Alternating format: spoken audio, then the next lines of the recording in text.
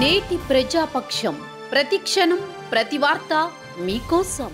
ఈ పవిత్రమైన గోవు యొక్క ఘృతాన్ని కల్తీ చేయడం అనేది అది స్వామివారికి మనకు జీవితాన్ని ఇచ్చే స్వామివారికి ఇటువంటి అపచారం జరగడం అనేది చాలా విచారకరమైన విషయం.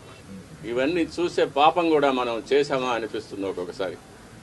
దీన్ని ఎన్నోసార్లు అప్పటి ఈవో గారికి చైర్మన్ గారికి దృష్టికి తీసుకెళ్ళి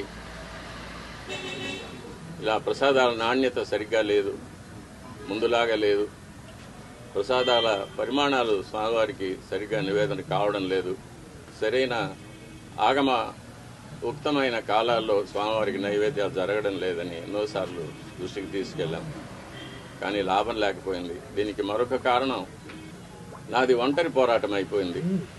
నాకు ఈ విషయాల్లో సహకరించేదానికి నా తోటి అర్చకులు ఎవరూ కూడా వారి వారి వ్యక్తిగత కారణాల వల్ల ముందుకు రాలేదు. ప్రధాన పరిచారకులైన వాళ్ళు రాలేదు. కాబట్టి ఇది ఈ 5 ఏళ్ళు నిరభ్యంతరంగా ఈ మహాపాపం జరిగిపోయింది. ఫలితాలు కూడా నేను చూశాను, ల్యాబ్ రిపోర్ట్స్ చూశాను. ఇందులో కూడా వెజిటబుల్ ఫ్యాటు, అనిమల్ ఫ్యాటు, జంతువుల యొక్క కొవ్వు పదార్థం, స్థావరాల యొక్క జంగమాల యొక్క కొవ్వు పదార్థాలు కలిసినట్టుగా ల్యాబ్ రిపోర్టును చూశాను.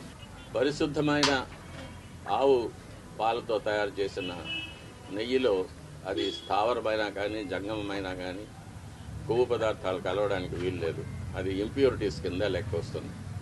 ఎన్నోసార్లు ఇది దృష్టికి తీసుకొచ్చాను, ఈవో గారి దృష్టికి, చైర్మన్ గారి దృష్టికి, కానీ ఎవరు దీన్ని పట్టించుకోలేదు. కాబట్టి అది అలాగే జరుగుతూనే వచ్చింది. నేను చూసి బాధపడటం తప్ప నేను ఇంకేమీ చేయలేకపోయాను. నేటి ప్రజాపక్షం ప్రతిక్షణం ప్రతి వార్త మీకోసం.